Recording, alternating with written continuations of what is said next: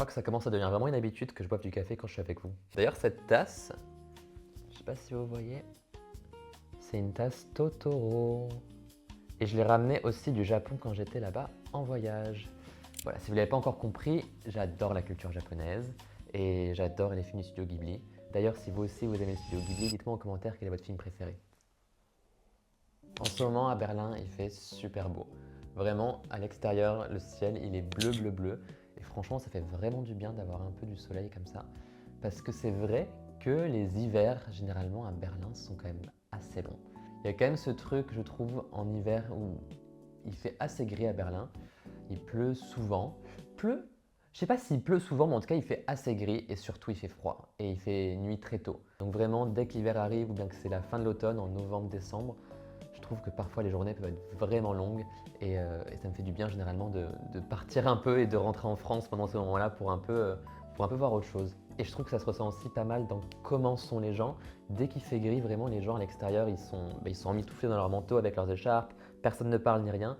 Là, il fait soleil. Tout à l'heure, j'étais dehors, il y a plein de gens qui sortent avec leurs poussettes, avec leurs chiens ou qui courent, etc. Et franchement, on voit directement que dès qu'il fait soleil, les gens sortent et profitent. Et de manière générale, à Berlin, je trouve qu'il y a vraiment ce truc où les gens adorent profiter de l'extérieur à n'importe quel moment de l'année. C'est-à-dire que même en plein hiver, il y aura toujours des gens qui seront assis en terrasse, en schpetti, ils seront emmitouflés avec une énorme écharpe, avec des gants, avec un bonnet, avec une doudoune, mais ils seront quand même en train de boire leur bière en terrasse. Et ça, je trouve ça assez... Mais c'est assez vraiment particulier à Berlin, je trouve. Ou alors, même s'il pleut, eh bien, on verra des gens qui sont en terrasse avec un parapluie en train de boire leur bière. Et je trouve ça assez cool en vrai de voir qu'à n'importe quel moment de l'année, les gens vont vraiment essayer de profiter au maximum de l'extérieur et du moindre rayon de soleil. À côté de chez moi d'ailleurs, il y a Frankfurter Tor. Donc Frankfurter Tor, c'est un grand monument avec deux tours et en fait ça veut dire la porte de Francfort parce qu'en fait cette grande avenue qui passe ici s'appelle la Frankfurter Allee et cette grande avenue en fait c'est une avenue qui a été construite pendant la DDR et c'est vraiment une architecture soviétique immense. L'avenue, elle est vraiment énorme, les trottoirs sont très grands. L'idée, c'était vraiment d'impressionner et aussi c'était des avenues en fait qui étaient adaptées du coup à faire des parades pour le régime soviétique. Et tout au bout de l'avenue de l'autre côté, c'est Alexanderplatz, donc avec la tour de la télé qui est très très connue à Berlin. Ce que je voulais dire, c'est qu'à Frankfurter Tor, il y a quelques marches d'escalier et les gens, en hiver, dès qu'il y a un peu de soleil, ils vont s'asseoir dessus. Et au fur et à mesure que le soleil se couche, en fait, l'ombre arrive et les gens se décalent, se décalent, se décalent jusqu'au dernier moment où il y a un peu de soleil. Et ouais, je trouve ça assez cool à Berlin. Je suis super content parce que là, ça va être ma 7e vidéo. Les 2 dernières vidéos, elles ont fait un peu moins de vues, mais en même temps, j'ai eu un petit arrêt de 2-3 semaines avant, donc je comprends un peu que du coup, l'algorithme, effectivement, il propose moins mes vidéos. Mais je sens quand même qu'il y a un certain engagement, je vois vos commentaires, c'est super cool. Et surtout, mes 2 dernières vidéos, j'ai vraiment pu expérimenter une nouvelle façon de filmer, une nouvelle façon de raconter et aussi un peu plus au niveau du montage. Je ne sais pas si vous le voyez, ceux qui sont là depuis le début, depuis mes premières vidéos, si vous voyez un peu que ça a un peu changé, le montage, les effets sonores, etc. Vraiment, je prends beaucoup de plaisir à le faire et j'espère que ça se ressent aussi dans mes vidéos. Donc voilà, on va continuer et j'ai vraiment envie de publier toutes les semaines pour continuer à faire grandir la chaîne. D'ailleurs, si c'était nouveau ou nouvelle, je vais me présenter. Moi, c'est Lucas, je suis français et j'habite à Berlin. Et sur cette chaîne, je parle des différences culturelles entre la France et l'Allemagne, de ma vie ici à Berlin, pour pourquoi pas te donner envie de venir soit en vacances à Berlin, soit carrément de déménager ici. Et si tu veux me soutenir, n'hésite pas à t'abonner, à laisser un commentaire. Et pour ceux qui me suivent déjà, n'hésitez pas à partager la chaîne et continuer de mettre un petit j'aime ou un commentaire. Ça aide vraiment à référencer la vidéo à chaque fois. Je sais pas vous, mais je suis vraiment accro à l'eau. J'ai tout le temps avec moi un verre d'eau qui est rempli. Je bois toute la journée et quand je sors, j'ai tout le temps avec moi une bouteille d'eau. J'adore l'eau. Voilà. Donc c'est plutôt cool, je pense. C'est plutôt bon pour la santé. Mais c'est vraiment un truc que je dois tout le temps boire de l'eau. De manière générale, avec la création vidéo que je fais depuis début septembre, ce que je trouve vraiment cool, c'est que ça me fait sortir un peu plus à Berlin et de vraiment un peu redécouvrir la ville en fait comme un touriste.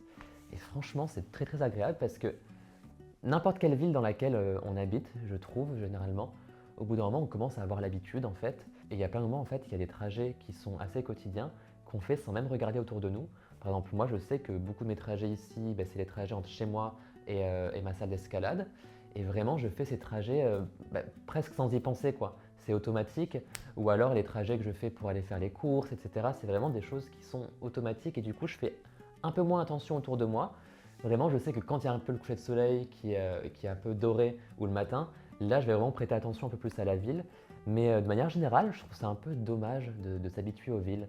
C'est pareil avec la France, j'ai habité à Paris pendant quelques années et ben, j'en avais un peu marre à la fin. Mais maintenant, dès que j'y retourne pendant genre quelques jours, pendant 3-4 jours, eh bien à chaque fois je passe vraiment un super moment à Paris parce que ben, j'y suis plus du coup en tant que touriste et ben, je profite vraiment, je vais boire un café, je prends le temps de marcher. En fait, je ne suis pas dans cette idée de course, même si je travaille à Paris quand j'y vais généralement. Ben, j'ai quand même moins ce côté course et je profite plus. Et c'est pareil quand je suis allé au Japon au mois de mai. Et j'avais mon appareil photo avec moi et j'ai vraiment fait beaucoup de photos. Et je trouve qu'en faisant des photos, mon regard il est vraiment différent. J'essaie vraiment d'observer un peu autour de moi et de voir un peu ce qui est sensible et les lumières que j'aime et faire des photos de ça. Et je trouve que c'est quelque chose que je retrouve un peu en faisant des vidéos pour YouTube. Et ça, c'est vraiment super agréable de pouvoir vraiment redécouvrir un peu la ville avec cet œil de touriste. Donc ça, vraiment, c'est quelque chose que j'ai envie un peu d'appliquer dans ma vie et que je peux vous conseiller aussi peut-être d'essayer d'appliquer. C'est de redécouvrir un peu votre ville avec un regard neuf, presque avec un regard de touriste. Donc je trouve de prendre le temps de marcher parfois un peu plus lentement et de vraiment regarder autour de soi, que vous habitiez à la ville, à la campagne. Je trouve vraiment que ça fait du bien. Ça me donne presque l'impression, pas d'être en vacances ici, mais oui, de redécouvrir des choses et des petites choses simples que je trouve très agréables.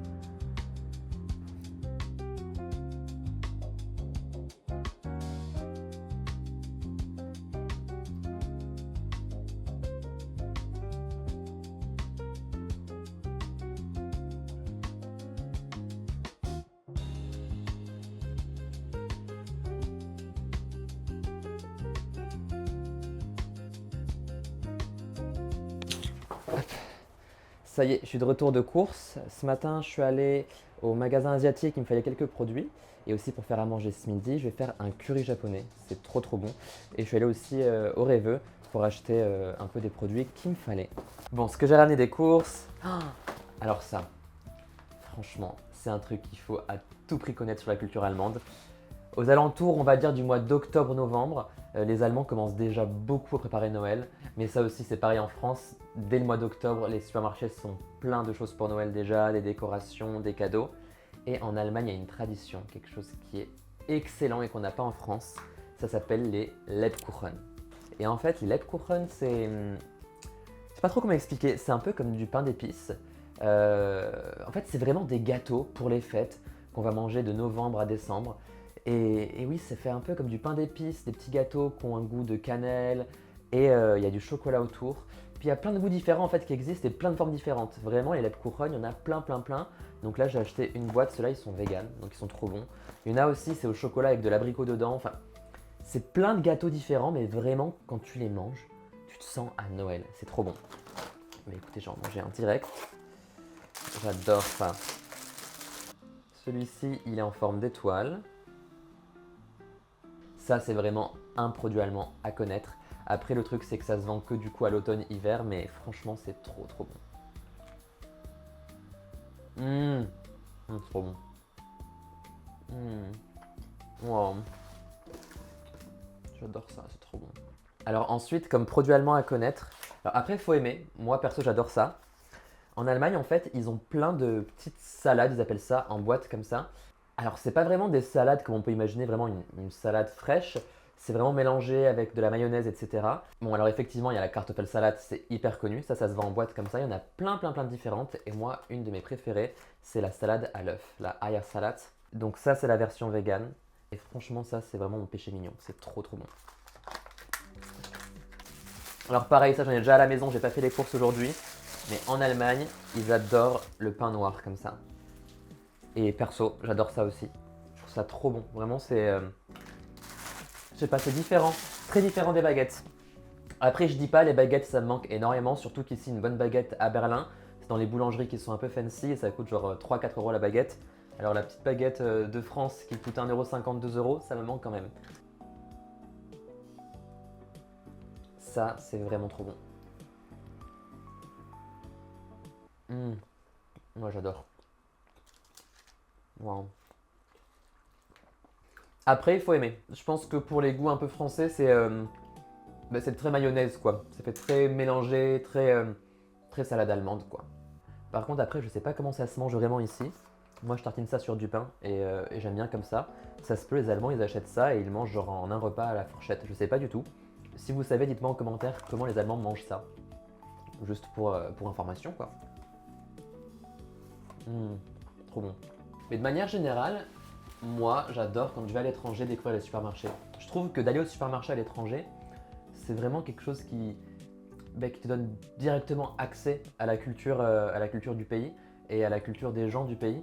Et moi, j'adore. Dès que je vais à l'étranger, quand j'étais au Japon, je passais mon temps dans les supermarchés, donc les combini, effectivement, ça c'est très connu. C'est les petits supermarchés qu'il y a en ville, 7-Eleven, etc. Mais je suis aussi allé dans un grand supermarché. Ce que j'aime bien voir vraiment les produits de consommation de tous les jours, je trouve qu'on en apprend beaucoup sur la culture des autres. Après, c'est vrai qu'en Allemagne, quand je suis arrivé ici, ça m'a fait un petit choc comme les supermarchés. Déjà, les choses sont un peu rangées différemment. Par exemple, le sel, c'est rangé avec la farine. Donc je sais pas si c'est comme ça en France, mais je crois pas que ce soit comme ça en France. Puis il y a plein de produits franchement qui ont pas l'air très très bons. Il y a des saucisses genre comme des knackis, mais qui se vendent en bocal. Et c'est un assez grand rayon, donc il y a vraiment une grande partie du rayon où il y a plein de bocaux avec des saucisses dedans. Franchement, ça donne pas du tout envie. Après moi je suis vegan, du coup j'ai jamais goûté, mais peut-être que c'est des bonnes saucisses. Franchement, je sais pas. Après, ils ont aussi des rayons pour les yaourts qui sont énormes. Vraiment, les yaourts, je sais pas ce qu'ils ont avec, il y a une obsession, mais il y en a plein, plein, plein de différents. Après, tout ce qui va être aussi un peu malbouffe, on va dire, tout ce qui va être bonbons, gâteaux, chips, c'est des rayons vraiment aussi qui sont énormes, il y en a plein, plein, plein. Après, par contre, ce qui est cool, c'est qu'il y a pas mal de bonbons vegan aussi, donc ça, je suis assez content. Je suis pas un grand consommateur de bonbons, mais une fois de temps en temps, je trouve que ça fait plaisir d'avoir un peu. Ça me ramène un peu en enfance, quoi. Et les chips, par contre, c'est pratiquement que des chips qui sont aromatisés. Et j'avoue que quand je rentre en France, j'ai qu'une seule envie, c'est m'acheter un paquet de chips, genre vraiment à l'ancienne. Les chips toutes simples. Je trouve ça tellement bon et ça, c'est un produit qui manque pas mal ici. Ils ont quand même beaucoup de choses déjà prêtes et beaucoup de produits en fait en barquette en Allemagne. Pareil, le rayon fruits et légumes, franchement, c'est un sacré choc culturel. Déjà, ça après, c'est mon avis, mais j'en fais ça que mon avis à moi quand même. Les fruits en Allemagne, franchement, c'est pas top du tout. Les pommes, les poires sont pas mal, mais tout ce qui va être fruits d'été, franchement, ça a aucun goût. Il y a un seul truc qui est pas mal au niveau des fruits ici, ça va être tout ce qui est fruits rouges. Donc tout ce qui est myrtille, framboise, fraise. Là, franchement, c'est vraiment pas mal. C'est plutôt bon et en plus, c'est pas cher du tout. Vraiment, une boîte de myrtille en Allemagne, ça coûte pas cher et c'est assez commun d'en manger. Donc ça, j'en achète pas mal. Et les légumes, c'est pareil. Tout ce qui est légumes, on va dire, qui pousse facilement en Allemagne. Donc tout ce qui va être pommes de terre, choux, haricots, les salades, tout ça, ça passe. Mais dès que c'est des légumes qui ont besoin de soleil, en fait, donc courgettes, poivrons et tomates, là, c'est vraiment pas bon. Vraiment, les tomates en Allemagne, je crois que c'est une de mes grosses tristesses, quoi. Donc quand je rentre en France, une des premières choses que je demande à ma mère à chaque fois, c'est d'acheter des tomates. Des tomates qui sont un peu à l'ancienne et je veux juste manger ça. Et aussi dans les supermarchés, ici, il y a toujours en fait un rayon pain qui est en libre service. Donc un peu comme on a en France à Lidl, où il y a vraiment tout un rayon avec différents petits pains, des croissants, des pieds de pizza, etc. Et bien ça, dans tous les supermarchés en Allemagne, il y en aura. Et je trouve ça plutôt cool parce que du coup, on peut vraiment prendre un petit pain comme ça. Ils ont aussi des bretzels. Parfois, ils ont même des sandwichs ou des hot dogs vegan. Donc parfois, j'en prends aussi quand je mange sur le pouce comme ça. Mais bon, voilà, le pain en supermarché en Allemagne, franchement, c'est pas incroyable. Sauf pour tout ce qui est pain noir. Ça va, je trouve que ça passe, c'est bon. Mais tout ce qui va être plus baguette ou boule de pain, là, c'est souvent pas très frais et un peu élastique, quoi. Je suis aussi passé au magasin asiatique. Alors, il faut savoir qu'à Berlin, je sais pas comment c'est dans le reste de l'Allemagne, mais en tout cas, ici, il y a plein, plein, plein de chaînes de supermarchés asiatiques. Et franchement, moi, j'adore parce que je mange beaucoup de nourriture japonaise, je cuisine aussi beaucoup coréen. Et de manière générale, je trouve qu'à Berlin, il y a une énorme communauté asiatique, donc souvent qui viennent du Vietnam. Il y a aussi pas mal de Coréens, il y a aussi pas mal de Thaïlandais. Et du coup, il y a plein de supermarchés. Et moi, j'adore ce qu'il y a des produits qu'on peut trouver qu'au magasin asiatique et ça évite aussi de commander sur internet. Donc là aujourd'hui j'ai pris du curry japonais, c'est ce que je vais préparer pour ce midi. Ça franchement c'est tellement bon. Et quelque chose aussi que j'achète tout le temps là-bas parce que franchement c'est bien meilleur et c'est le même prix qu'en supermarché, c'est le tofu. Ils vendent vraiment du tofu en bloc très frais et ça coûte je crois 1,90 le gros bloc de 400 grammes. Et en supermarché ils en vendent ici à Berlin qui est un peu plus sec et c'est le même prix et franchement la différence de goût ça n'a rien à voir. Manger du tofu vraiment frais asiatique comparé à du tofu de supermarché, c'est vraiment deux choses totalement différentes. Donc pour ceux qui n'aiment pas le tofu de supermarché, franchement un jour essayez le tofu frais, c'est tellement meilleur. Il est déjà midi, du coup je vais commencer à préparer mon curry et je vous montre tout ça quand c'est fini.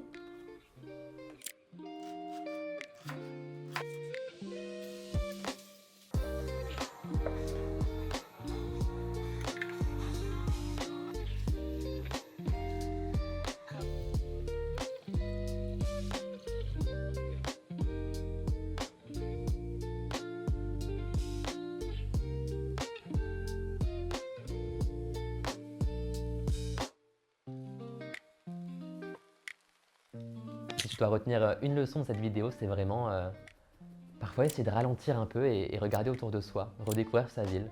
J'habite à Friedrichshain, donc pour ceux qui connaissent, on se sait, c'est le meilleur quartier de Berlin. Et pour ceux qui ne connaissent pas encore, si vous venez en week-end ou en vacances à Berlin, je vous conseille vraiment soit de trouver un hébergement ici, soit en tout cas de venir assez souvent ici. C'est vraiment un quartier cool. Il faut savoir que Friedrichshain, c'est dans l'ancien Berlin-Est. Et dans les années 90, c'était là où il y avait beaucoup de squats, beaucoup de clubs. Encore aujourd'hui, la plupart des clubs berlinois sont ici. Et ça a été très touristique. Et aujourd'hui, je trouve que c'est peut-être un peu moins touristique que d'autres quartiers. Et du coup, il y a vraiment un esprit très local. Il y a aussi beaucoup d'expats, mais il y a aussi un truc très local. Beaucoup de gens en fait, qui ont grandi à Berlin vivent ici. Moi, j'adore ce quartier. Il y a plein de petits cafés, il y a plein de petites boutiques comme je vous ai filmé tout à l'heure où on trouve des livres super, on trouve des bibelots, on trouve des vêtements un peu cool. Pour ceux qui aiment bien les vêtements, franchement, Friedrichshain, il y a des trucs vraiment sympas. Mais pour les vêtements, je vous conseille aussi Prenzlauer Berg. Il y a des trucs très cool aussi, ou aussi à Kreuzberg. Mais il y a quand même pas mal de choses ici. Il y a plein de salons de tatouage ici. J'ai quelques-uns de mes tatouages qui ont été faits ici. Lequel Lequel Ah, j'en ai un sur la jambe. Et après, ouais, la plupart de mes tatouages, ceux que j'ai sur mes doigts, ils viennent d'ici.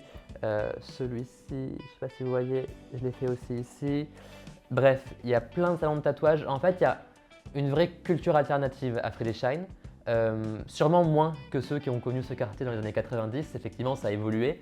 Mais toujours, il y a un peu, ouais, il y a un peu une petite vibe, une atmosphère qui est vraiment cool. D'ailleurs, si vous voulez, je peux vous mettre dans la description juste en dessous un peu mes endroits préférés. J'ai 2 ou 3 cafés que j'adore ici, avec vraiment du très bon café. Il y a aussi plein de restaurants vegan à Friedrichshain, ça c'est vraiment super. Je peux aussi vous mettre 2 ou 3 adresses. Et la boutique où je suis allé aussi, je vous dis ça en description à quelle adresse c'était. Bref, en tout cas, je trouve que essayer de redécouvrir sa ville un peu avec un regard de touriste, comme ça, juste avec son appareil photo ou alors des écouteurs, de la musique ou même rien du tout, juste marcher et observer, franchement, ça fait du bien.